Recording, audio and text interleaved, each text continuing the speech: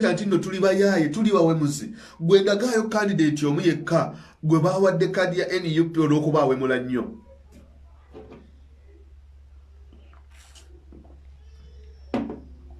Ndagaayo candidate omu eyawebedda kadi mu NUP olw'okuba awemula. Mu FDC baagiwa Stella Nyanzi. Stella Nyanzi baagimuwa mu FDC.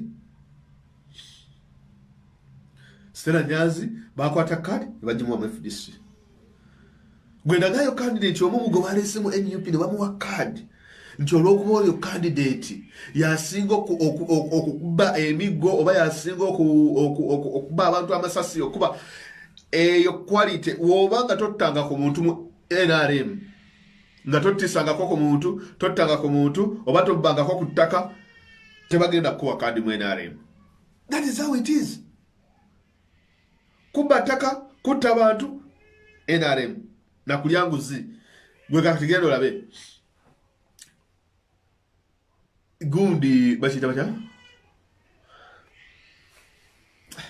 balengera bagamba ki nti mu NRM zezo quality zaabwe babayita nti no temwasoma. Ndagayo candidate omu gwe badropinze mu NUP vetting process ng'olw'okuba talina bisanyizo nti yasoma.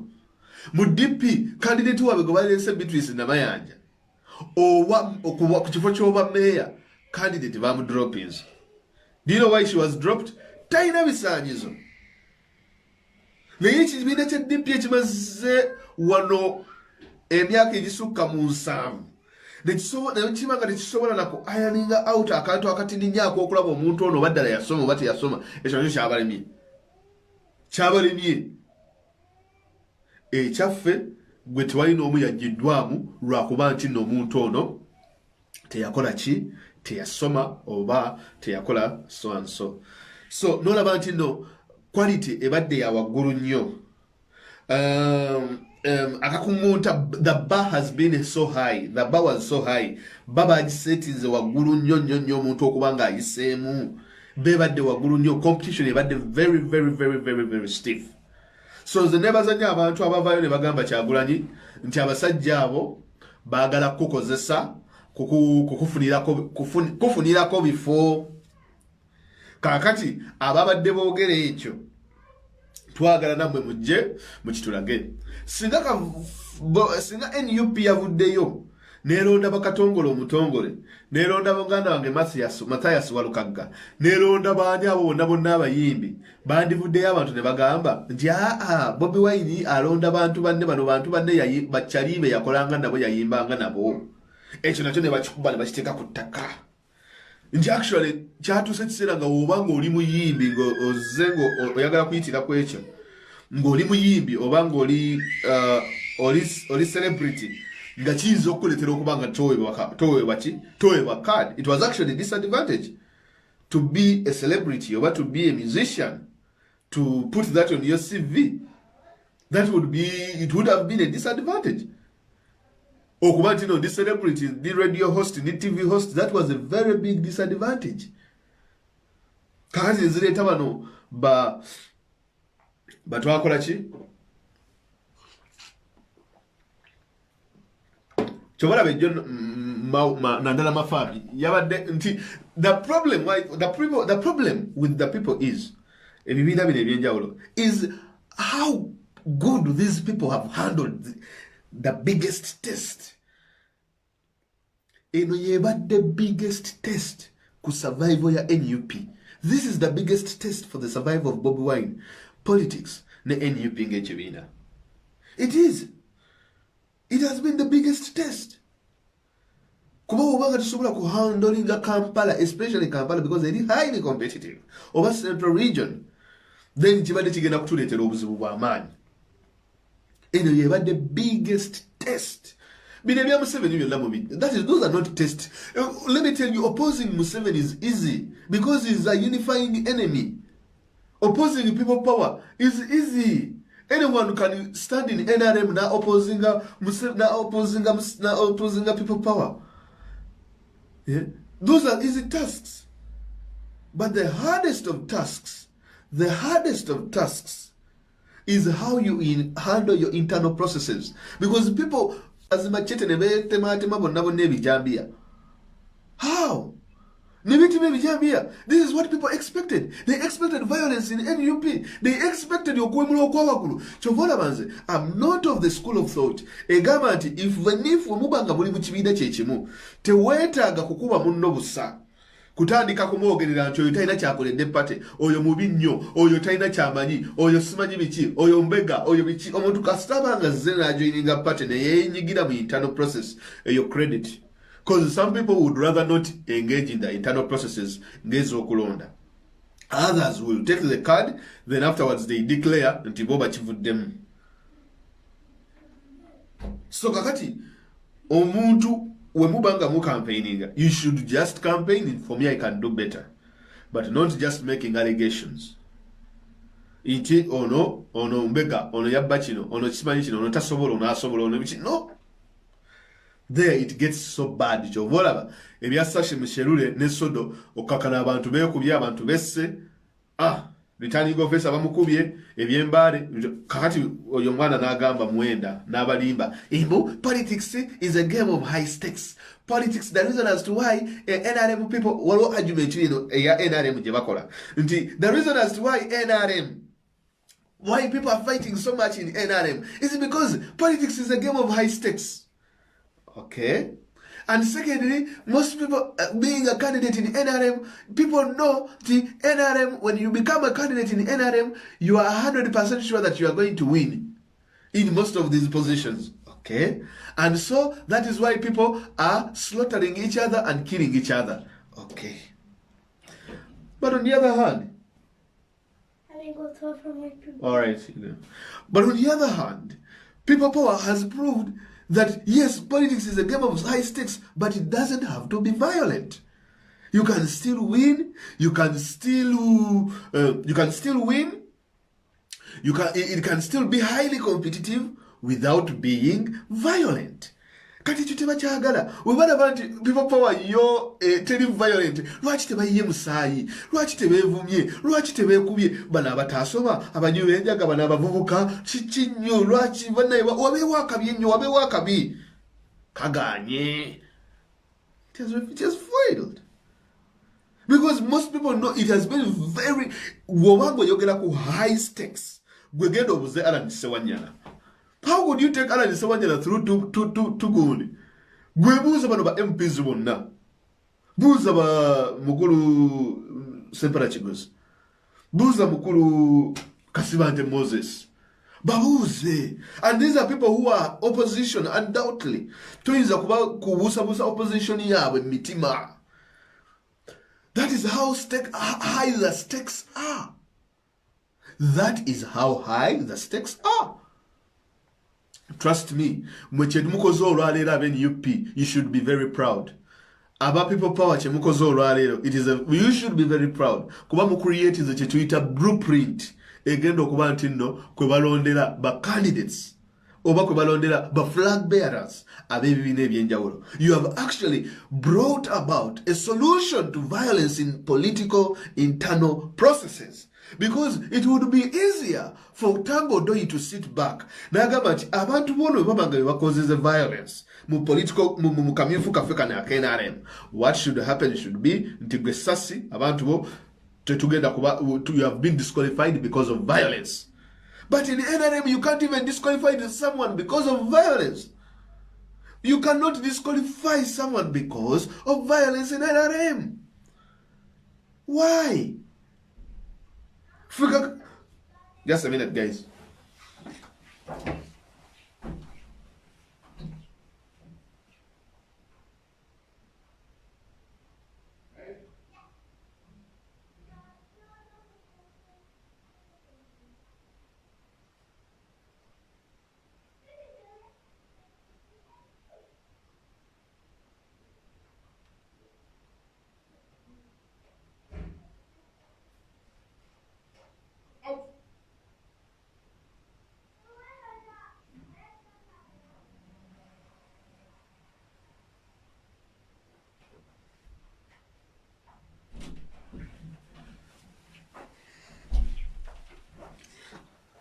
So, all political analysts No political analyst ever predicted this. Teriyo politician yaba mujja okulaba bonna bajja kuwoza buli NUP we scoringa mumanyi debate ze batandika mukakati akaluko obwa meya wa Kampala lwaki ebibiina by'ebyobufuzi birwanagana wakati why are there intra-party fights? Why can't they just sit down and discuss how NUP has handled its vetting process? And I want to see that topic. Should this be adopted by other political parties? Because we have led the way. We have showed them how things are done. We have changed the trend of politics. Ekyo tibajja kyogerako. Kibajja okuwa omutwe Bebe Gundi Buchamani yalwanye ne Rocky Giant. Kibajja okuwa omutwe lwaki ebibiina by'obufuzi birwanagana. Because these people will never appreciate anything good even if we do any art. Tewali kintu kye bajja ku appreciating NUP kyekoze. They will never. Be it NRM, be it FDC, be it DP. Recently, Chibalama, Reavayo, Nagama Chechibina agenda chitujako. I was watching the front line. I was actually disappointed in people like Norbert Mao. Norbert Mao as a person about them of politics. Yanu that's taken an aganti. A chintu Chibalama chakola is not right. But it's just like most of these people.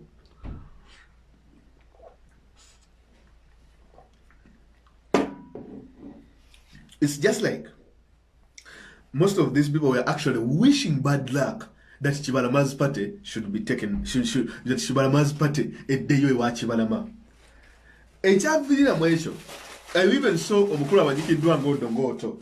Odongoto na agamba inti Bobby Wine, you should go and look at this case simanyi so and so fast and so and so. If you swear to affidavits, the other affidavit simanyi ebesangula affidavit yenu. So Honorable Kyagulanyi go and agamba Sanyonyi look into that. Radio stations, TV stations have orchestrated a strategy where they bring Joel Sanyonyi and put him among a bunch of wolves to make sure that they eat him alive. Chovola nejo era mukuru gundi na ichi bamukoze Lubongoya. They get a bunch of wolves and get this sheep and they put it in the middle so that they can devour him. Buli omwako ate wakwata. I was happy for what Matembe said. I cannot sigana criticism. Sigana criticism wabanga bajikolede NUP. Look here, NUP. We really appreciate the job you've done. You guys have done a good job, but you watch out for this. And that is why, to some extent, I would stand with ANT. Because people in ANT, they have not attacked people power. They have not attacked us. People in JEMA, they have not attacked us. But let me tell you one thing. Whenever you break your bridges, make sure, or when you get on the other end, time will come when you will have to come back on this other end. So when you break that bridge, you cannot make it to the other end. That's it. So what these people are looking for is how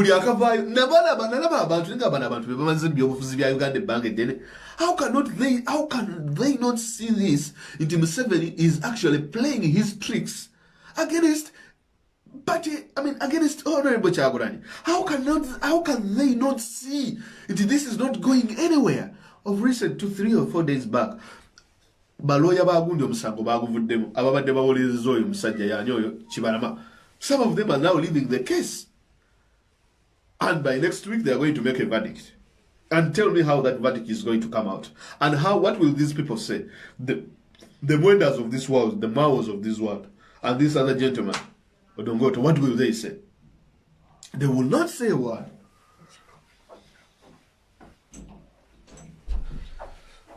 Olwensonga strategy ejinti mwe mubalage nti siba amaanyi, mwe mubalage nti tebalina kibali. Era gundi yavaayo n'agamba besides Mandala Matfabi waliwo omukazi ono gwe bayita Salamu Musumba. I think Bawe yowe n'arem. Salamu Musumba, after Mandala Matfabi, Salamu Musumba is one of bebamu ku bantu abakyasinze okuba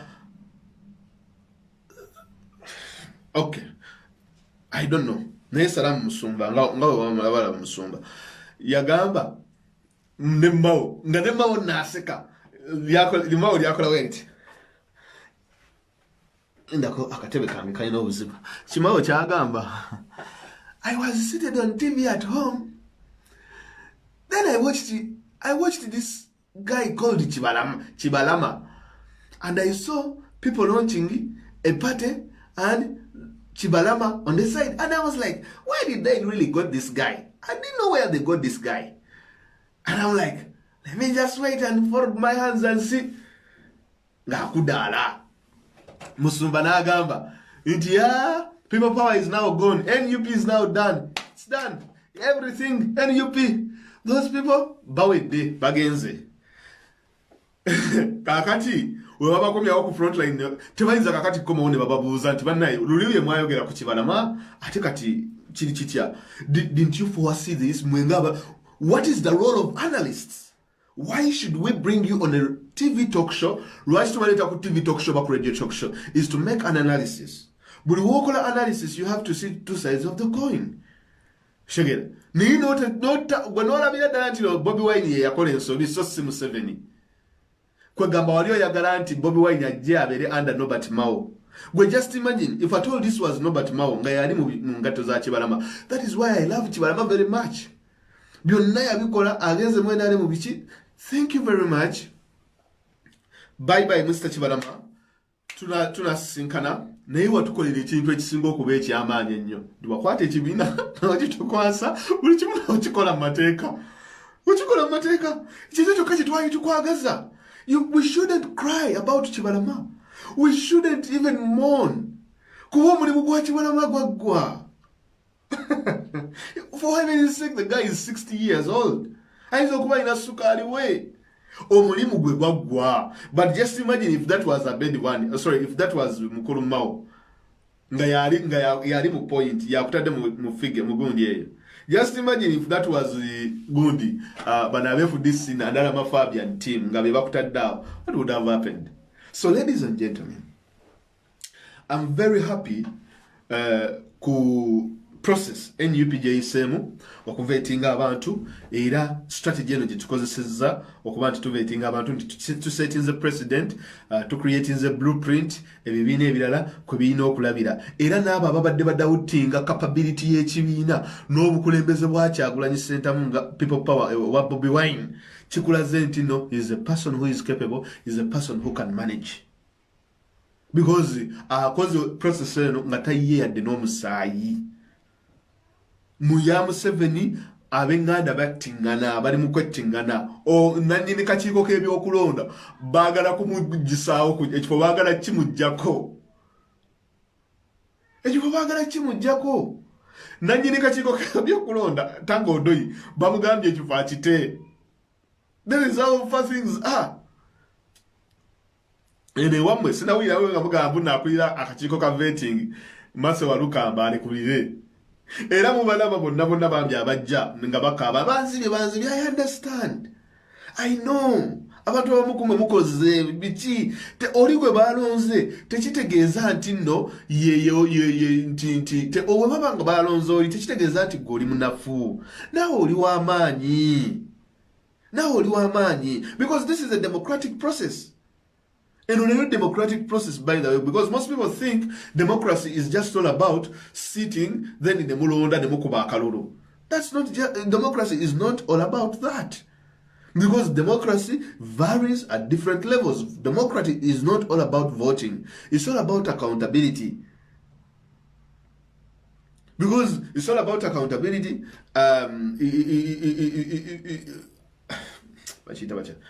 Mulimu accountability, mu democracy. Like you have to be accountable for your actions. Now when tunakulonda na inga tukufudda accountable for your actions, then democracy doesn't mean anything.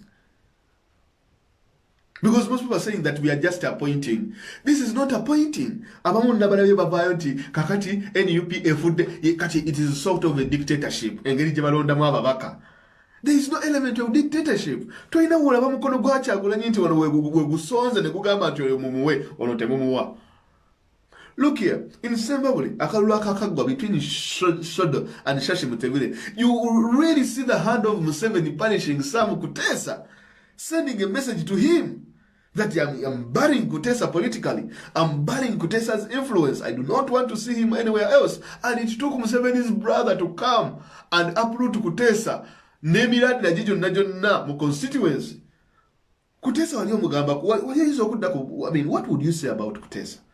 Ekimanyi kifuula Kuteesa ow'amaanyi kyekyokuba nti nabaddenga mu parliament ng'alina constituency ng'agi odalinga kati tekyalina constituency abadde amanyi ajja kuyitiranga muwala we naye taliiwo kati all that power is gone cause takyalina bantu.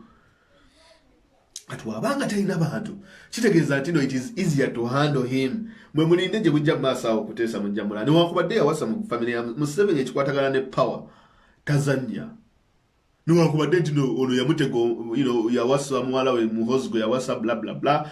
Kakati waliwo bulogo omugwe nalaba nga agamba akakalulu kesemba bulenze nakamaze buloga ng'ayogera ng'awana ebyobufuzi babisomerawa akakalulu kesemba bule fe tukawedde dda. Kakati mwe kambawo example nga buloga wagamba omu brother wa Museveni omulala Museveni amuyita father in law oba sezaala we ate omuwala oyo eyafumbirwa mu maka ga Museveni omuwala oyo ono ayeesimbyewo shasi mulongo we ate jjukira Muhoozi olwo abigatirira nti simanyi Muhoozi kakati ali ku saidi yono simanyi biki ng'alinga agamba nti shasi yagenda okulya akalulu ng'anaye buloga Museveni waliwo ebifo ebimu ebitakatibwako mu NRM. For example ekya gundi oyo musiraamu oyo gwe bayita mwerabidde erinnya Kigongo. Kakati abanNRM abasinga bakitegeera. Museveni wabanga yakuteeka katebe nga takyayagala kwogera naawe takwata simu zo. Weesimbe ku Kigongo buli akamyufu we katuuka. Museveni wabanga akyayagala Kigongo. Ajja kulemesa omuntu yenna okwesimba ku kifo ekyo. Ajja mutuuza mugambe nnewo ekifo ekyo kirekere Kigongo. Naye wabanga akooye Kigongo ajja muleetera a worthwhile candidate amumusimbeko. Ekyo bakijjewo. Kyekyagwa kwa Mama Mbabazi. Era Mama Mbabazi okakkana bamuteeka wakasula lumumba Mbabazi ne bamusuula. Naye nga Ahmed Mbaye wali oyinza okumala gamusuula just like that. Kakati ne Kuteesa naye ebyobufuzi bye naye birabika tugenda kuzingako ebitabo tugambe wasalamu. It took Museveni's brother to bring him on board. Museveni watuukira omuteekako brother we. Let me tell you, Sodo tayinza okujja mu kalulu nga tamaze kwebuuza ku Museveni. This was a strategy. Egati genda simbewo nti look, by all means kitegeera Kuteesa constituency agitegeera Kuteesa constituency agibadde muyabadde asobola okulya akalulu ako. Naye kakati Sodo naye najja tulina okusuula Kuteesa veewo. Look here, Kuteesa afuuse liability in Museveni's government. Ku bintu Kuteesa byakoze Museveni abadde tayinza musonyiwa. Yamukuteeta n'amuteeka mu skando zino eza John Ho omuchina eyabba ssente. Kuteesa n'akwata ekyo gya $5,000 n'agireetera Muzeeyi. Wagireetera Muzeeyi ne bamukuba mawulire n'afuuka ekyokusekererwa ku nsi. For over 3 years kati abadde talinnya mu America. Olwa Patrick Ho. Emisango egyo mwe mugyerabidde. Mwe mulowooza Museveni yali asirise. He wasn't quiet. Naye yamugamba kankulinde wa mukoona. N'amuleka mu kifo kye kya Ministry of Health because of ekyo ebyo ekya Foreign Affairs. Kati nga ne Kuteesa naye abalampikize adda wali. But still things kuba Kuteesa yakitegeera naga, you know what? Let me take myself out of the public political life, a republic. Kandete muwala wange atambuze ebintu byange birala bigende mu maaso. Because like it or not, Magnitsky anytime agenda kwata Kuteesa ajja kuba takyasobola kuba, because look here, the reason ekyakubisa Kayihura Magnitsky basooka kumuggyako na kuba IGP. Musajja wa Museveni akitegedde nti Kayihura bamunyoonya bamwagala, Abamerika bamwagala. Agamba, you know what? Kayihura ono alabika afuuse liability. Kayihura nga yakola mu kalulu ka 2016. N'agamba, you know what? Mukuba akatebe muteekeko eby'Abanyarwanda bla bla bla, so that bali we bajja omukwata talina protection yonna. Kakati Abamerika we bajja okukwata Kayihura with the Magnitsky Act. Kayihura yayita kyalina kifo kya IGP, yayita he was a nobody nga talina title yonna. Bang. He was buried just like that. Kati ne Kuteesa mujjukira abadde UN Museveni yamulobingira n'amufuula UN Secretary General. Wamufuula UN Secretary General n'abakuliyetinga scandal ekyasinza okubeerawo mu UN, the biggest political scandal. Ekyokuba nti nno oyo Sebaguzi omusajja yali akyasiza okutambuza enguzi y'Abachina mu nsi yonna Patrick Ho n'agenda e Djibouti n'ajja ne Uganda ng'agenda agulirira abakulembeze okubanga bamuwa concessions n'ebintu eby'enjawulo. Kakati Kuteesa we yali mu kifo ekyo eky'amaanyi ennyo n'ali enguzi eyo nekiwa image embi eri gavumenti ya Museveni ne President Museveni. Because Museveni yagenza okulaba nti Kuteesa kakati ayina liabilities nyingi nnyo, corruption scandals nyingi nnyo mu Uganda. Kakati corruption bamu exporting ne bamutwala even outside Uganda. So Kuteesa had to go. Kuteesa had to go. And what's the best way to take him out? Well, Alese Muwala yeah. Well, Muwala because look here, she would be the perfect replacement. Shashi Mushelule is the perfect replacement for Sam Kuteesa because she's a twin sister to the wife of Muhoozi Kainerugaba, who is married to, who is the son of Museveni. Why would Museveni kuranisa Kuteesa in Zimbabwe? Because Kuteesa is a liability. So kakati nechituukao, and then Museveni was like, you know what? Sodo geno mujeyo. Sodo was a gun for hire. Kakati chinechitegeeza because the things are very interesting. Nechiretera gundi obuzibu. Oyo mwana wa moyo musajja Tango Odoi. Because Tango Odoi tamanyi what to do. He doesn't know. Should I stay with Kuteesa? Kuteesa abanye achaga ino batagayina. Or should I stay with Sodo? Ero kakana Kuteesa nagamba, you know what? I mean, Tanga nagamba, you know what? Museveni chayagala. What Museveni wants, I will do. Nakola Museveni chiyabadde ayagala. Sodo naayitawo. That was the battle. Because Museveni would have sat down singa yabadde akyayagala Kuteesa ne legacy ye okubanga esigala mu NRM regime. Yabadde akyasobola okugamba Sodo to stand down. Namugamba Sodo akalulu kalekere Sashi. Bamuhoozi Kainerugaba bonna bandi badde bagamba Sashi mulekere akalulu. Remember, when Sashi Muserule came out, n'alangirira nti n'agenda kwesimbawo ku Zimbabwe. Omuntu yasookera ddala ogenda omucampaigningira in Zimbabwe yali Muhoozi Kainerugaba. N'agamba naye Sashi mumanyi for a long time, please vote for Sashi. So meaning that Muhoozi went against his uncle. This means that Muhoozi is not in the loop of what his father is trying to do. Muhoozi ne sister we bagenda ne bakampainingira Sashi. So, Museveni defeated Muhoozi, he defeated his own first. In fact, Museveni defeated himself. Well, his interests preceded.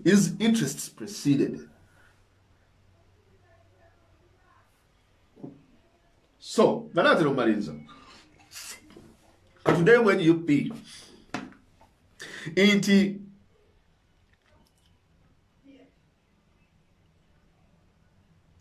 okuleka ebifo ebimu ate kababuulire ne chairman Nyanzi singa yabadde alina omuntu amwesimbyeko naye yabadde tajja kuyitawo. Trust me. Lwaki yabadde talina muntu amwesimbyeko? The worst thing to be in that election akamyufu voting kyekyokuba nti olinako Bobi Wine Oluganda, oli muyimbi, oli celebrity, oli TV personality. That would have been the worst. Nende kitegeeza nti n'abantu bano babadde tebali capable. Ebisalizo babadde babina nga balina capable. Unlike in NRM, where being a relative to the president is an advantage. Where being a relative to the president chikwongera obululu, chikwongera stature, chikwongera your chances of being given the flag. In NUP, it is the complete opposite. If you are anywhere related, or if you are in the same profession as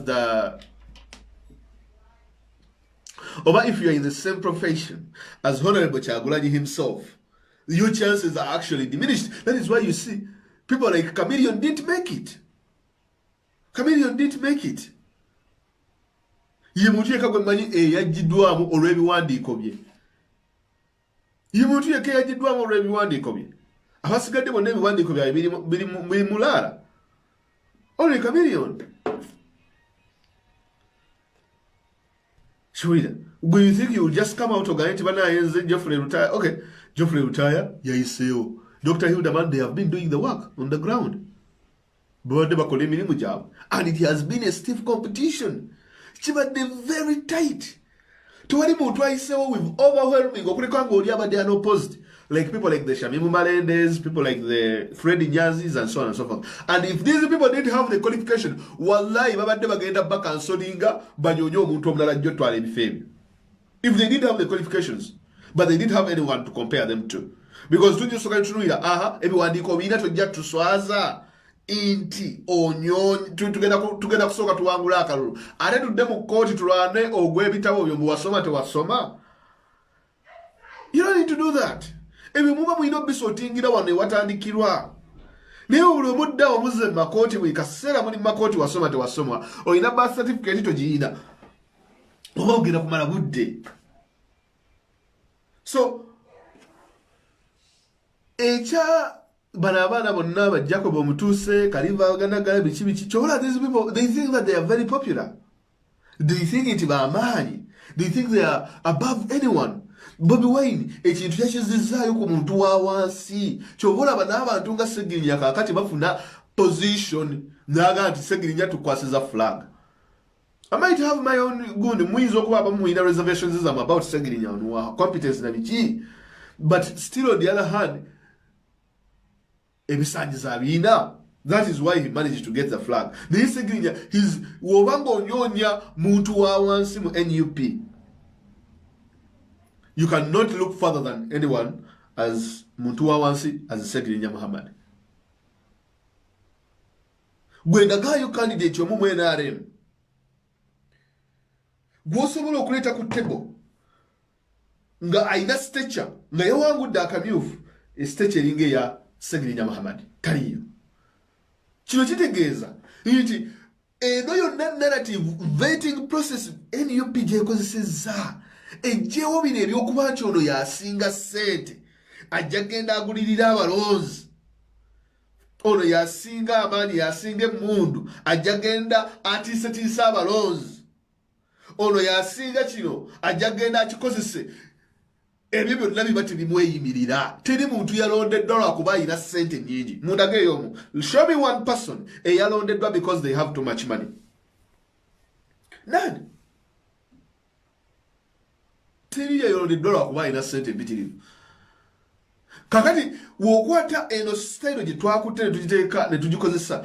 Wogiteeka mu bibiina ebirala oba NRM oba FDC oba biki. Baba basobola bafuna ba candidates abalungi. Bakope fe tubawadde blueprint byabwerere amagezi gabwerere. Kitegeeza nti akamyufu ke NRM tekagenda kubaka ssente mpitirivu, tekagenda kubaamu ssente nnyingi. Nti wabanga Segirinya naye aba asobola okufuna flag takozesezza ssente. Naye mu NRM okufuna akalulu gwendaga Segirinya wawe yagenze nga agaba empale. Ndaga Bubeka Kawalia wawe yagenze ng'awa abantu ssente. Ndaga David Serukenya we yagenze ng'agulirira abalonzi ab'ekibiina ky'NUP bamulonde. Nowhere. NRM Sashi yali agaba mpale Nickers ng'azigabira bakazi abraibinga. Ono simanyi ye Katashumbwa ye yakwatanga mu lunyine bagenda nga bagaba ssente. Gwendaga walabiye ebintu bino byonna ebiswaza political processes tebyalabiseko mu people tebyalabikako mu NUP. Ekyo kiruma abantu. Tiwali yalondedda lwalinnya. Singa twali tunyonya b'amannya bakamiliyoni be bandibadde ku top of the list. Look here guys, wobanga onyonya muntu walinnya toyinza ku looking further than chameleon. Onyonya linnya Katongole omutongole over 20 years ali ku radio ne TV. Naye abaana bafunye flags tebatadde myade n'ekikumi era oyo yenna omuntu akwata ssente n'agulirira processes zaffe n'agulirira enteekateeka zaffe ze tukozesa okusunsula ababaka. Omuntu oyo aba alina kummibwa kalulu there and then kuba aba aguliridde abalonzi. Naye abalonzi okugulirirwa mu NRM kitandikira mu primaries. Ekyo tukinogedde eddagala. Tugenda kugulirira kakiiko. Ogenda kagulirirawo. Ate baba akakiiko si bintu abaali awo tibafuna ssente nnyingi. Ate tewali guarantee the next 5 years we bagenda okubeera kakiiko. wano wetwebaliza abantu bonna abalina kye baataddemu okulaba nga mukola ekintu ekifaanana wekiti. I mean, this is intelligence, this is mature politics to the highest level. Nti people power yo teriiwo kukozesa fujjo, teriiwo kulumya muntu yenna, eri peaceful. If you're looking for peace, that is what people power is all about. Sorry, NUP is all about. Peaceful people. No vulgarity. Nini nabamugambira ze Stella Nyanzi avuma mubannange akamyufuka people power engeri gye balonza abantu ndaga. Bwana ye mutulage mubabagambe balete evidence. Nti abantu be balonza sibe bado. Wait a minute. Go FDC oyina abantu boyagala nonde. Gwayagala okusalira wa abantu bemba nonda. Mulwachi abantu tebasimbye mugongo. Look here. Tetugenda kusimba mugongo. Okusimba mugongo kuli violent. Kuli riddled with corruption. Kuli riddled with the tensions are so high. Abantu bagenda okuva mu kamyufu, instead of being friends, now they are more enemies than even when they enter their kamyufu. Most people, they complain more about the electoral commission of a particular party. More than Natemana yingira na kamyufu. Go watch them when you ping abantu bagamba. Ja akakamyufu ke UP sigenda kayingiramu. Akamyufu already abantu bali biased bichi. Teri yakyogedde kuba osinga yabakyogera yandibadde yekka era abantu bandi mugambye kwate empale z'otambula ogende. Kyemuva mulaba abantu nga Stella Nyanzi kisinga omulumo okimanyi. Stella Nyanzi mwamukwasa ye muntu yekka yakwata ebipapula bye ebya FDC n'abireeta ku People Power Secretariat nti bamuwe kaadi. Obusiru we wamala obireeta ate n'atandika okuvuma FD n'atandika okuvuma People Power ne NUP simanyi nappi bonna n'abawemula n'abavuma nga amaze okukwata ebipapula bye n'abireeta. Look here, ladies and gentlemen, singa Stella Nyanzi yali azze mu NUP n'atujoininga ne tubateeka kakungunta ye ne Shamim Malende, gwolowooza Stella Nyanzi yabadde talina chansi eyakalolwako? Twandibadde tetulina joint candidate. Bannange mwe muwala muti ebyobufuzi. Kankubuulire, Shamim Malende would have been happy to live for Stella Nyanzi. Stella Nyanzi tiyabala Kampala agenda kulibwa NUP. The wave is here. It's here to sweep. Naye gwogeze mu FDC mukakati aze n'ogusumuluzo gwogunene bamusole naye okubeera dokita tekitegeeza nti nowala najja n'obugoma bwe enkamooca n'akuba obugoma kumbe bamubaza kafu ne bamubukisa akataka n'aleeta ebipapula bye kati ebipapula bye yazzeeyo okubirabako. Stella Nyanzi twabadde tuveetinga nga tewazze kuveetinga. Lwaki tewazze kuveetinga gwe nga yateekayo ebipapula bye olaba okuleeta ebipapula ate n'atandika otuvuma musimanyi nappi awalambye Kyagulanyi teyasoma Kyagulanyi alimba tumukwasa tutya obukulembeze. Ese kibi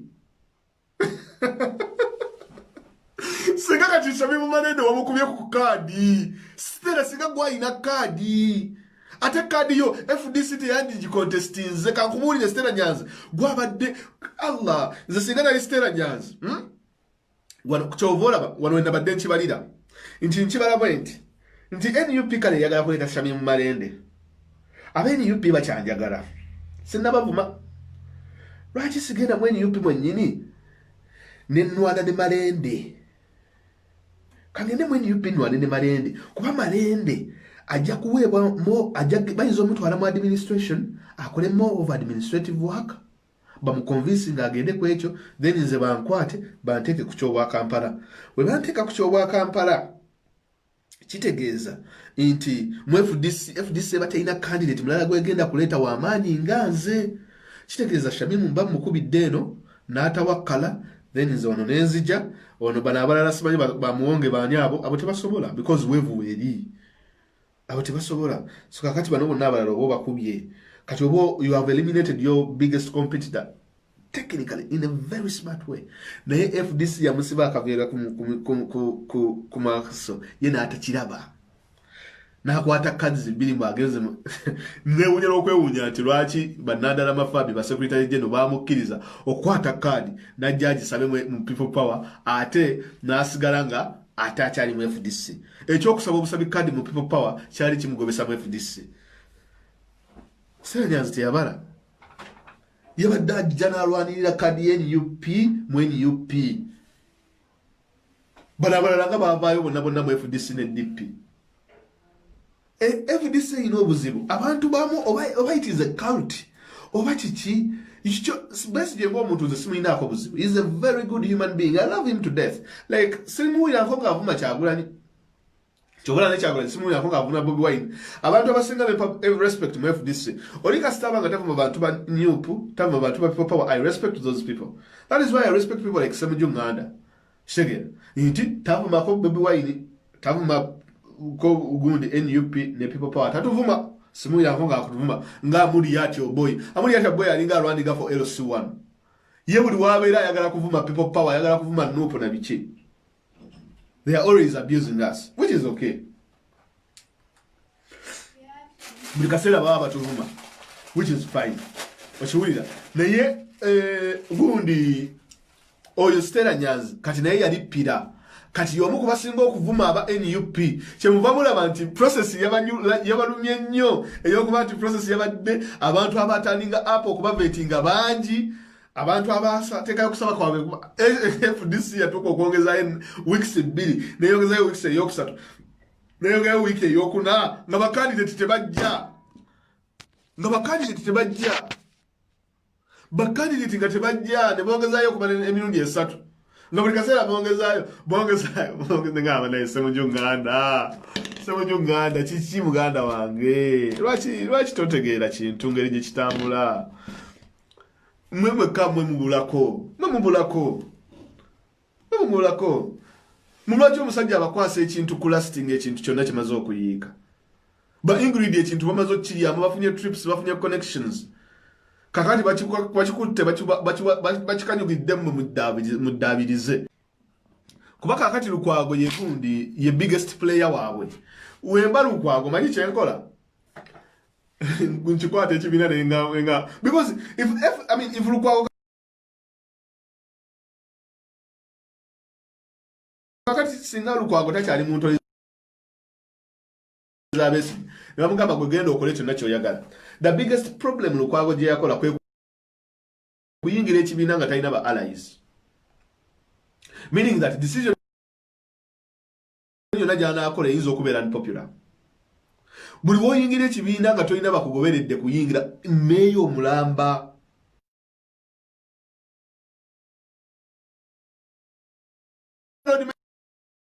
kyeyakola kwe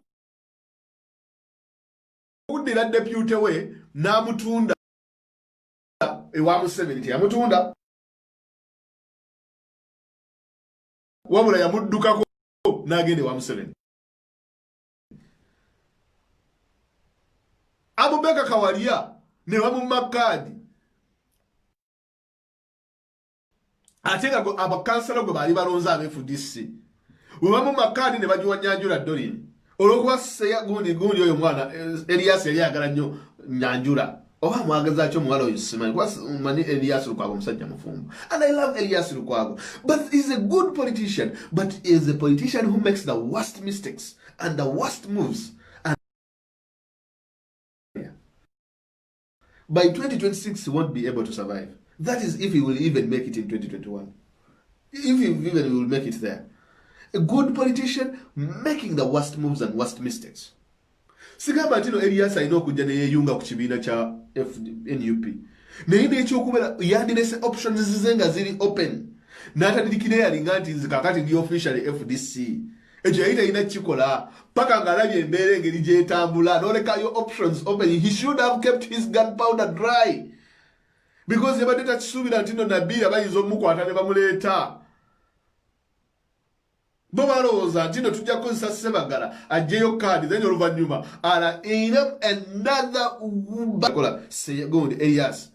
Lwaki mukkiriza Latifu okulangirira wano nga yakamala okukiggyayo kaadi? Latifu asooka ayingira akalulu okwewandiisa konna kuweddeyo nga they can no longer register any mayors, then Latifu abeeyo alangirire. Tuyinza kukola mistake eyo era we mubanga Latifu mwe mwamukozesa kye baali balina okukola Checho kugamba Latifu, Latifu genda we wandise. Nti bakuwe kadi ya meya mu NUP nti kale. Kakati Latifu yoma lokuwa kadi. Okwe wandisa kwa ba meya kwa wende jo. Latifu yabadde ina kuvaayo leero. Okulangirira nti bannange ekyoba meya nkivuddeko nkiwadde muganda wange ono bwati ne bwati. Laba Latifu bamuwa kadi leero enkya n'alangirira. Nabila na oli Nabila mathematician.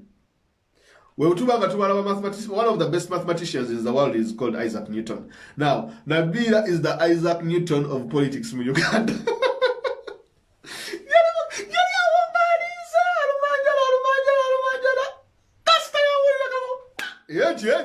Chabise. Nawe wachibale emyaka ebiri emabega Nabila which happenings.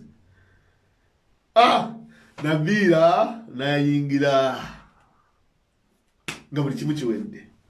Kati ate lukwago nabanga bakola ekintu okugezaako okulumya ekibiina ate ekintu kye bakoze kakati ate kikomyewo okubanga kigenda kuba hauntinga more. The things they did, ekintu kye bakola ne Latifu Ssebaggala, it is going to haunt, because how can you miscalculate like that? Kyobona bano abantu bona bayita ba politicians abali, they are all political amateurs. What a blunder. You know what Latifu is going to do? Latifu, kakati bamubalire echa East Africa. Tagenda chifuna. Echa East Africa? Mugenda mulaba. Agenda kucha Kawempe North Independent. Aje agezeko okuvuganya Segirinya. Bamukuba akalulu. Ako wakavaamu agende kucha East Africa. Naye bile ya akalulu. Latifu bile tumuzike mu byobufuzi bya Uganda. Good asabise emigulu ebiri eno Basegirinya bagundi yani oyo mwana oyo musajja owa Kampala Central nsereko bamubalira bamuyitera flip flopper achuka nzija kuba Kampala Kawempe North nzija kuba meya Kawempe North meya Kawempe North meya Kawempe North tasalawo kakati okukakana ekifo tukimuwadde. Steam yeyongedde mu party abantu party bongedde gitrustinga esawa kino ekibuzo ekiri ku mimwa gy'Amerika kyekyokuba nti COVID-19 koza abantu abasinga mu America balonda because of policy. Kati batulira bagamba naye bannaye ono omusajja ono anaasobola okufuga ensi abantu kati bobuza tuyina confidence mu musajja ono okufuga oba Joe Biden oba Donald Trump anasobola okukoma akomenso jeza nti nedda nti tumugjewo. Kakati Latifu akoze mistake je yakola within a couple of weeks ebintu byonna bikyuse. Ratings za Bobi Wine zeyongedde, ratings za NUP zeyongedde. Kakati agamba bannaye singa at least najja ku Kya North oba singa at least na singa ekifo singa search waayo feka tulindirire Latifu tusasidde nnyo kuba tubafiiriddwa muganda ono eka tukulinda ove mu kuziika tulabe kikyo zaako. Naye mubaze kafu buli kye mubala the opposite. Buli kye mubala the opposite happens. Buli kye mubala the opposite happens. I just don't know ani ababalira. Bayinza batyo kugamba mbuno ogenda ku Kya East Africa naye n'obikkiriza. Really? Bayinza batyo kugamba mbu ogenda ku East Africa naye n'obikkiriza Latifu. Gwe omuntu amaze mu parliament emyaka 5. Can you really trust those people? You know how competitive that position is. Ngosubira omaze okulya mu bantu ba people power lukwe nga be bagenda okusinga ba majority mu parliament obagambe mbuno kakati abannaye luli ekifo kyammwe kale nakitunda naye tukole wetuti naffe nyiri n'otuvugisa akataka n'otufuula abasiru wakola bubi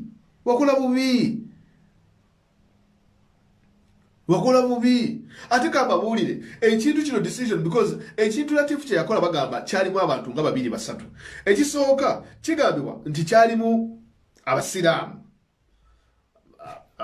abakulu mu busiraamu batuuza Latifu ne Elias Lukwago ne bagamba Latifu mbu ekifo kirekere ne bamu convincinga ekifo akirekere Elias Lukwago. Kati wamukuba tabiri eyo Latifu nakola ki? Latifu nakkiriza. Latifu kyatakola oba abasiraamu kye batakola yali ensobyemu. kuteeseganya na kibiina so si kuteeseganya na muntu nga Latifu, because the problem is nti buli woteesa ne Latifu yajja kukola kyoyagala naye ekibiina kijja kukola move endala. Kyova olaba nti kasita bakkiriziganya ku ekyo ne bamufatta amanya kakati Nabil obutandika atyo mugamba nti Nabil ekifo kiweeyewo Erias. Mmwe mwennyini mwalina negotiations zizino. Because kakati muri Misota mwatulumwa omulundi ogusooka, people are not going to accept okutulumwa emirundi ebiri. We cannot do the same mistake twice. Nabil akalula akayingire oba bakamukuba bakawangula bakabakube. Naye tagenda kuva mu kalulu. Nabil akasitava mu kalulu ejja kuba bulanda ndala nnyo, ejja kuba bulanda nnene. Latifu would have been an easier bargaining chip. Twalibadde tumukozesa ne tumugamba nti Latifu sigalamu odiyo sigalamu. Utunaba tutusiza batuteseza then tujja kulaba tukuteeka, then afterwards tulabe ekyokukola nti nti kale naye gwe ne bakuwa kadi ekyano ovaayo gwe omuntu amaze mu politics emyaka 2 n'otamanya nti noyina okulinda nga kadi bamaze okukaggala aka nomination tuleme kubama ba candidates balala kale n'okwata Nabiira abadde Kampala Women MP n'omugulira oluggi mpozi nga mweteesa ne Nabiira. Kati Erias Lukwago obuzibu bwalina n'olaba nti tayagala kutuula mu nteeseganya na Bobi Wine. He doesn't want to appear weak. Kyekyokuba nti talina ba advisors balungi bamu advisinga. Erias Lukwago akyatambulira ku principles segondi ze yalekawo Besigye. And that is holding him back. Tayagala kutiisa, tayagala kukanga ba Besigye loyalists. Omuntu yasinga okubala mu kintu kino kyonna kyonna Betty Naboze n'abantu ba DP block bonna. Ekyokugamba because these people knew. This is a problem. Since bavaayo mu FDC kujja kujoininga people power. Olw'ensonga nti nno people power is popular. But it is hard okuba nti nno currently, okay, sijja kikozesa ekigambo ekyo because I respect Besigye. Naye waliwo abantu abakuliratinze Besigye as a cult personality. Nti balina engeri gye bamulaba nga Katonda. Ate Besigye takyagala. Naye abantu bano bagezaako okulaga ekibiina nti no obanga tutambulira ku principles eza Besigye ng'omuntu ze creating mu kibiina kino, then we shall throw you out. We shall not give you a platform to speak. Tetujja kuwuliziganya. Tujja ku abantu ba Besigye bavuma. Abaana ba FDC abo banaye bavuma. Bavuma. 24/7 oba tebakola tebalina mirimu gye bakola simanyi. Those people can abuse. Bavuma. Bavuma. So kakati Erias Lukwago akizuula kati nti yazigwamu yagwa mu kinnya. Kakati obuzibu FDC bweyina bwe buno. Ekifo eky'amaanyi ennyo kye balina mu byobufuzi bya Uganda kye bagenda okuteekako candidate agenda okusinga okuba ow'amaanyi kifo kya bwammeeya wa Kampala. Kakati FDC kasito kijjako mmeeya wa Kampala ebeegera sigaza ki? Besigye bagenda gundi Erias abagenda kufuuka nga Biriggwa ng'atambula n'abuli yatyo boy mu VX yaabwe bagenda banyonya akalulu k'obwa president. Lukwago gwe omusajja gwe twali tukkirizaamu tetugamba nti Lukwago takoze, Lukwago akoze naye mistakes z'abala nfu. We just imagine a card, just imagine NUP nga wano oyina Erias Lukwago, oyina Betty Naboze, Medadi Lubega Sseggona, Asumani basalirwa, you know, I understand nti ye kale of course president w'ekibiina bikibi naye era omulaba nti ayagala nnyo akolagana nnyo naffe. You see that? Wano oyina Zedriga, oyina Louis Lubongo ya, oyina n'Abagabe Flavia. Gwe owulira ttiimu nga ttiimu kyekyo, oyina Nambeshe wali. Naye kakati ogenze mu FDC gwe mugezi. Naye ate engeri obanga oli mugezi nga b'olimu bonna bakataala. Kankubuulire naawe ogenda fuuka kataala, ze decisions z'ogenda okukola embi. Muwanga Kivumbi ali ku side wali. Naye kakati wali oli mu FDC muganda waffe, wano olina FDC, oli mu FDC. Wano olina Nannyinizo Naalongo Stella Nyanza akuli ku bbali wano. Omugezi omulala yekka gw'olinamu ye Ssemujunganda. Kakati walina obeera ne Munyagwa Mubaraka, Mugaati gwa Bata. Oyira amanya ono Mugaati gwa Bata, feno tulina ba Mr. Updates. Kakati just compare. Ono ye Mugaati gwa Bata. Sigamba nti no Mugaati oba gusharinga n'abantu banne mu constituency. Constituency yawo talina kyakikola. Oya Mr. Update. Sajja kuwa update in real time ng'ekintu ekihappeninga. Na contributinga. Yeah, mugati gwa bata. Gwe Elias Lukwago. Wadde otya ku mbeera eno ey'okuba nti nno you are lowered to the level ey'okuba nti otambula na migati gya bata. N'otambula n'omuntu professor akyasiza okuwemula mu Eastern Central Africa. Stella Nyanzi. Be bantu b'otambula nabo. Omuntu yekayigwa omugezi gwe ndabayo. Ye musajja oyo Ssemujju era Ssemujju tubuta kuba omutero owedde. Ate kigenda okujjumala enviiri ku mutwe. Kyekya Ssemujju okugamba waayi awanyi waawo nange ngenze mu NUP. Ti NUP banaye tutuule ku mmeeza kandi yeti mu mujjeeyo. Nyingire nti eti kale jangu tuteese tulabe. Kasita tujjeeyo Ssemujju Elias agenda kisigala mu kyo yekka. Asigale. In the other one is a boys club. We have boys club. You have a vocal basujui mugayeti gwa bata simanyi banyabo Stella Nyanzi babera ne bazina amazina agobuwemu nga bayina ngeri jebezina nga bazina amazina agobuwemu.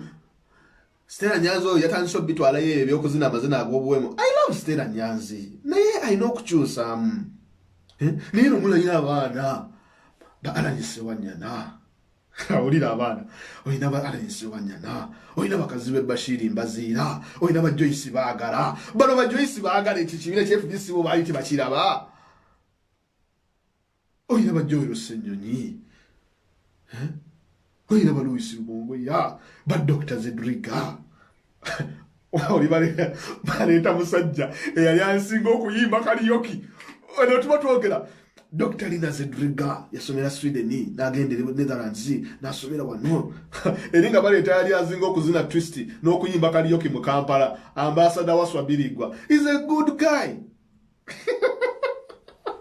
Ambassador wa Swabirigwa, I love him. He's good. Ne record ye jaina yeyokuba nti yali asinga okuyimba karaoke mu Kampala. Nokuzina twist yagamazina gebazinabo. That was his profession. Chovola bantino bagamba and I'm not making this up.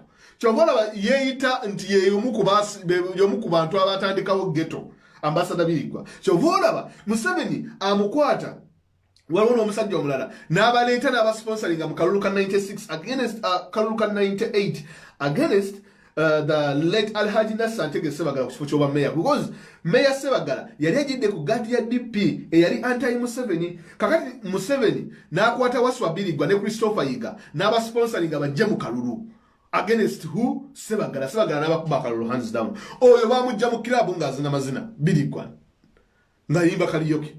Niye kakati ekibiina mu kifudde ki? Ekibiina mu kifudde ki? Temusobola kuholdinga bululu, temina temusobola kukola muli awo. Kibiina kiremeddwa okwa-attractinga abantu abategerekeka. Olaba n'abafundi n'abalemeddwa okufuna kaadi nabo tebaddukira eyo wamwe bagamba afadhali katugende independent. Just know that things are bad. That is a sign. If you see nti n'abavudde mu people power abetutawadde kaadi basazirewo kugenda independent so si kujja wamwe kufuna kaadi, just know that things are so bad. Chameleone laba naye agaana n'agamba kangende independent. Okay, fine, ali kukyaba mayor. Naye bano abalala bonna ba Patrico naye kakati tuleeta abantu Joel Ssenyonyi omusajja akati asoma degree mateeka akola PhD mateeka. Musajja yali munnamawulire yali akola ku TV NTV, one of the most intelligent television stations. Program gyakolako seasonal programs za Spark TV simanyi sabula tugende no ne program gye yali akolako nayo ya magezi Miles Ramiti.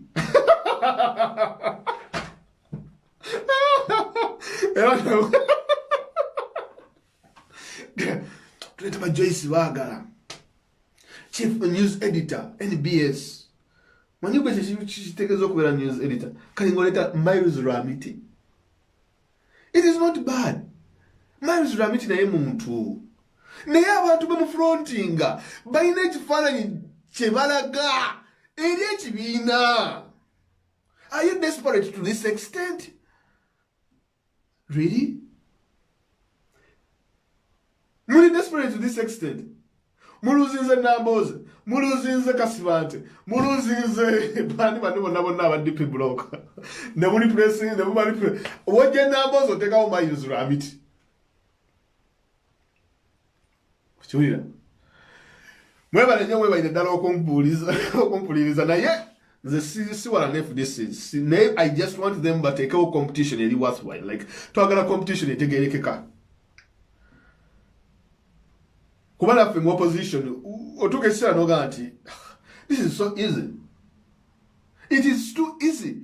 Things have become so easy for us in the opposition that the only blame je balina ku NUP kyekyokuba nti nno abantu betwaleta abantu abajoyiniza ekibiina, these are people who are looking for milk cards abagala okwenywereza before byabe tusekiwa there bibiina tusekiwa there before kati nno bonna tubagobye tetubagobye naye kandi tebasobodde zifuna kati bajje wamwe sebo bazifunye.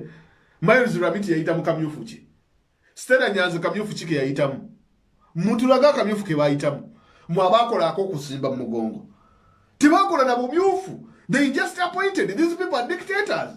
Stella bamugamba lekerawo. Stella we yali akava mu komera yagamba bannange mundage president wange Kyagulanyi njagala mulabako. Stella nagamba nti wa people power within a twist of time. Stella yakyusa ebigambo alinga go banyigirire bavuga kati we mula bavume vuma people power wote bavuma tugenda kujjako kadi wote bavuma tugenda kukola kino vuma Bobi Wine vuma gundi vuma NUP vumono vumori mama ne wakubali critic mulungi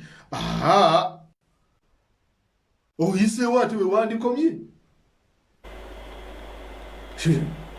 ekyo kati babulaminga people power tebajja gambako nti people power waliwo narrative gye bagamba NUP teina sente tesobola kulwaninga kalulu tebalina sente biki kambabuulire olaba bapuulize of this internal process bino bemuwadde mutandike kakati nno okukkiririza mu Kyagulanyi ne people power because kino kye batulazeeko ate kyamaanyi nnyo ebyo bemuwadde muwoza akalulu ani anaakakuuma biki akalulu Bobi Wine Museveni biki eno organization gye balaze mu kamyufu nga tewali muntu n'omu afudde tewali muntu n'omu gwe bayiye musaayi. You be ready for more surprises kubanga kakati NUP is just a party of surprise taking people anawea nga tebategedde kati bino ebibiina ebirala kabisigale n'abantu baabyo naye tunalaba luli baali beegayirira Kasiita bajje bamuwe kadi ya meeya Kasiita n'agaana Sekitto abagamba waayi mundeke saagala kweyingiza mu bintu byammwe ebyo bali desperate. Nze sirabako kibiina kinyoonya abantu okwesimbawo nga kibiina kya FDC na DP kinyoonya abantu okwesimbawo okufaako obufi bajje balemese NUP but all these people have failed. Abantu tebabalaba ate n'abali mu NUP be bakubye akalulu nabo bagamba tusigala mu NUP eyo tetuddayo nti bannaye kakati Mao yakutandise programu epya Komaweka Mao bali boyita Komaweka eyo programu Komaweka ekyo kigambo tekirina linnya lya luzungu. Lwaki oyagala okukwata abaganda abali mu NUP oba abali mu gundi obakomyeweka mu Komaweka gamule byonyonya abantu abapya ali kyobola ba NUP ne mu vetting process yayo olaba nti no mwabaddemu element ey'okufuna abantu abapya new faces ze bagenda okumoldinga ze bagenda okuliriza ku values ku objectives n'enkola ye NUP bakulenga balina omusaayi gwe NUP guli ogutafa ogw'okuyiwawo omubiri okufiirawo naye kakati omusajja yagambye bannange Komaweka lwaki tukyogera mu gundi mu Lulamu oba mu Lukyoli lwaki mubikozesa mu Luganda mbu Komaweka wabadde ogamba ani ssebo tubuulire wabadde ogamba ani mu Komaweka campaign yo mbu Komaweka sajja alonkinze campaign Komaweka ngama n'ekigambo Komaweka kyennyini kye yakyuzinze lwaki yakyuzinze Komaweka muganda wange Opiya n'akitegeera atya wano baavuma Bobi Wine twebeereremu bigambo bya Luganda bigambo bya busosoze twebeereremu sijuyi simanyi tujja balabisa simanyi biki mbona bakyuzinga bigambo bya Luganda bye bakozesa mukoma weka kale tunabalaba. Thank you very much for listening to me. Mbebaza nnyo. Naye I'm really happy. It is because I'm so happy on how the vetting went, on how they managed to pull this off. These political novice for just 3 years. Okole ekintu ekyo. Okole, it is not easy. It is not easy. Si kyangu. Not easy. Ekinuma media tejja kiwabudde okulaba how NUP did this. Nti bakikoze batya. Minus people like abo nawe mwita abakabisimanyi bali bamabike bamukaku bani, they are all gone. Bakikoze batya. Why can't other people learn from NUP? Should this be the blueprint of other political parties to learn 1 or 2 things? Muvetinga abantu. Because when we vet people, kitegeeza nti n'ababaka betulonda bajja kubeera more accountable. Ababaka betulonda bajja kuba nti no bebo ddala ababaka abasaanidde. Because as we, the voters, we do not get time to vet our candidates. It is the role of political institutions, it is the role of political parties to do that job for us, ababa bagwa under such or under different political dispensations.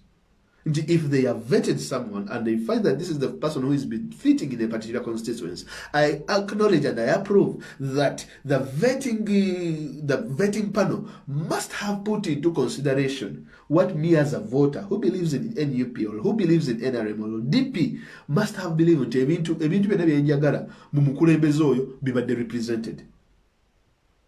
Naye si bino byakeera ku majja ne babambaza t-shirt bye NRM ne mugenda ne musimba migongo ne mukuba obululu. Si byebyo. Look here, how much money did NUP save? Eyo nayo nja kujja topic ngero wiki yonna ngenda kusomesa kamyufu ka NUP. Esente ze twasevize empitirivu. Titwaguze bino bisaati. Bani abaguze biposta. Bani abataddeyo obulango ku radio. That is how you win an election. Ekintu ekiwangula akalulu, ekintu ekiwangula abalonzi. It is not money, it is not violence, it is not popularity. Magizi nakukolerera abantu ebyo bibagala bibalabako. Assalamu alaikum wa rahmatullahi wa barakatuh. Musobe bulungi. Bye bye.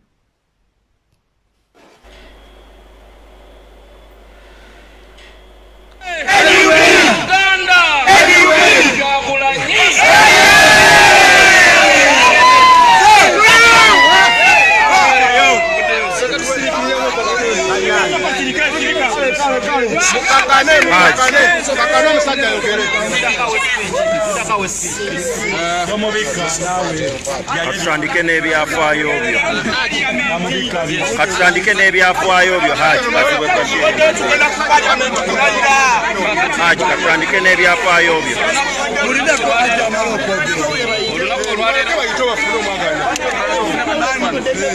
Haji katutandike n'ebyafaayo byo eryo eyandiyagadde okumanya.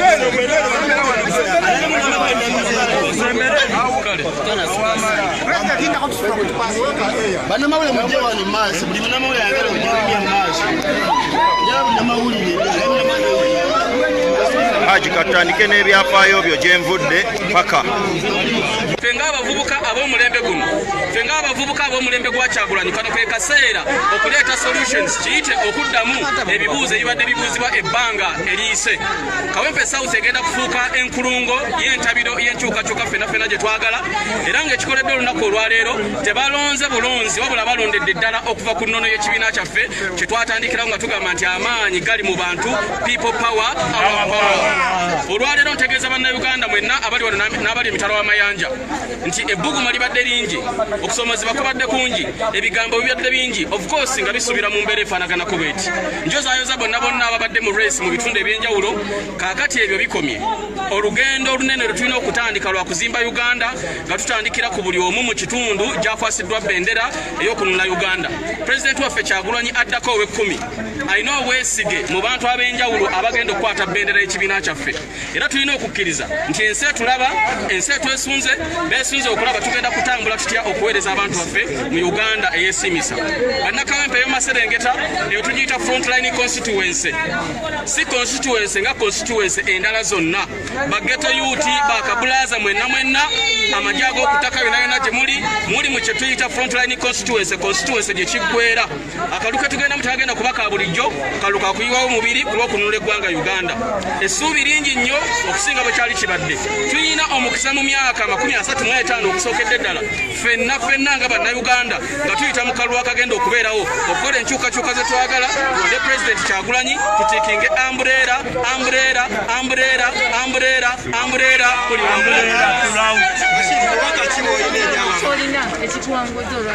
ekyenjawulo kyennina maanyi g'abantu mbadde mu mikutu gy'amawulire nga njiwawo omubiri ku lw'abannayuganda abanyigirizibwa ab'omu Katanga be baagala ogoba ku ttaka si mu Kawempe yokka wabula Kazibe Bashir Mbazira ajja n'obuweereza ajja n'obwesigwa bakiyita trust obwa bannayuganda bwenzimbi okumala emyaka 15 nga ndi mu mawulire n'okufuuka pulezidenti w'abamawulire bannayuganda bonna ab'amawulire basalawo mbeere nga mbakulembera so NUP munze Uganda munze tulina omuvubuka envumulo agenda okuyiwawo omubiri ku nsonga y'okulwanirira omuntu waffe owa bulijjo anyigirizibwa abatembeeyi abali mu katale bageto yuti bamaama batalina mirimu bato baffe twagala Uganda enyirira mu birowoozo mu nkulaakulana n'okusinga Uganda bwefaanagana so tukkiriza ebirowoozo bye tulina bigenda kubaako enkyukakyuka eya nnamaddala nzijukiza bonna bannanga baweereddwa bendera olwaleero n'abasooka n'abanaaweebwa Kyagulanyi generation twagala kuleetawo enkyukakyuka because okusoomoozebwa okubaddewo kungi nnyo ebisuubizo bye tukola birina okuba nga biramu tulina okwolesa enjawulo mu buweereza bwaffe era okusimba olunaku olwo lwenkwasiza bendera ey'okukulembera ekisinde kya People Power n'ekibiina kyaffe ekya NUP mu Kawempe South tegugenda kuzikira teri kuzikiza tusinziira Kawempe South okutalaaga ebitundu ebyenjawulo Uganda ali gyoli abali okumpi n'abali ewala border to border mwesunga okutusisinkana mwesunge naffe okubasisinkana kuba kati Kampala amaze okuggwa ketufunye bendera eya NUP Kawempe South awedde tugenda kununula bitundu bya Uganda ebirala struggle yaffe nnene okutuukira ddala Kasese okutuuka Kabale guno gwe mulimo gwe tulina genda kwegatta ku ba coordinators abalondebwa tutalaage Uganda nga tusaggula akalulu ka Robert Kyagulanyi Ssentamu what are you